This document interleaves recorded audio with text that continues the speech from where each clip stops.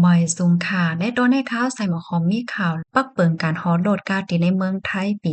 2026เมื่อวันที่26เดือนธันวาคมปี2026ในมีข่าวเงาออกมาว่าเปิดตาลดย่อมไลเพกึ่งกลางเหนือเส้นตาสายตั้งในนั่นสิตั้งฝ่ายผู้มีปนพรเขาไล่ออกเปิงแต่เอาเลือนโทนที่1ต่อถึงเลือนโทนที่3ในไล่ใจลอกลายปั่นฟางเติ้นเหย่าจังกอยหมากไม้กล้วยกาแต่เอาวันที่1เดือนธันวาคมปี2026ในกว่าแด่ได้อ่ำมีลองปันฟางเติ้นเหย่าสังว่าเฮ็ดพิษจึงได้ย่างยอกแลย่าหมากไหมกำซื้อในเหย่าค่ะเฮาค้ามาถ่อมด้วยตั้งพิษแลตดตามคานอข้อที่1สังว่าฮอลดก้าวไว้ป่นตีจางย่าไหมเงิน4เหงหวาดลูกตีเมื่อวันตั้งเป็น1เหงหวาดข้อที่2ฮอลดก้าปินผลอ่ำนั้นที่ห้องว่าย้อนสอนจางย่าไหมเงิน2เหงหวาดลูกตีเมื่อวันตั้งเป็น5ปากหวาดข้อที่3ไฟแรงอยู่เซฮอก้ากว่าอ่ำนั้นที่ห้องว่าฝ่าไฟแรงจางย่าไหม4เหงหวาดลูกตีเมื่อวันตั้งเป็น1เหงหวาดข้อที่4กึดปันให้เปิ้นคำตั้งตีเซนตั้งมาลายจางย่าไหม4เหงหวาดลูกตีเมื่อวันตั้งเป็น1เหงหวาดข้อที่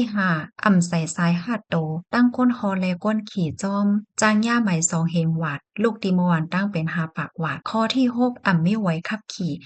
นั้นไว้ขับขี่อายุมดจางย่าไหม2เหงหวาดข้อที่7ฮอลดก้าคามเปินตีเซนตั้งก้งนันเนอโคจางย่าไหม4ปากถึง1เหงหวาดข้อที่8เมาเสฮอลดกาจางย่าต่ำคอกถึง1ปีไม่เงื่อน5เหงถึง20,000วาทข้อที่9ตื้อหมาโคแห่เพตั้งก้นฮอและก้นขี่จอมจางย่าไหม2เหงหวาดลูกดีเมื่อวันตั้ง5ปากหวาดข้อที่10ใจโฟนมือถืออบโฟนโดยดีใจสายถอมผู้จางย่าไหม4ปากถึง1เหงหวาดเลอเซว่าย่าหมาบไหมเย่ายังจังถูกย่าตัดคะแนนไว้ขับขี่ป้าแทงลูกก่อนค่ะซองเจ้าหนังว่าใกล้ๆเฮ็ดพิเศษคะแนนไว้ขับขี่มดเซงกว่าเมื่อวานในจึง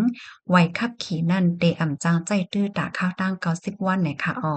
ในก็เตเลยว่าเป็นรองจำตัวเด้ๆค่ะเนาะหนังเฮือพี่น้องเฮาคาซัปพอร์ตเตจังเลยฮับฮู้แลฟังสติกันนั่นย้อนให้พี่น้องเฮาเขาจอยกันสะเปิ้นแพ่แชร์กว่าเสกำไก่เพหาเลยจังไว้เพไว้ก่อนค่ะเนาะลองตื้อกำเฮ็ดจ้อมเปิงการฮอดโลดก้าในเลอเซว่าเฮาคาถุงยาหมับมาเยี่ยวก้วยมกายังเตมีลองรอดเพดอนตาโตเฮาคาป้าแทงลูกก่อนยาวค่ะ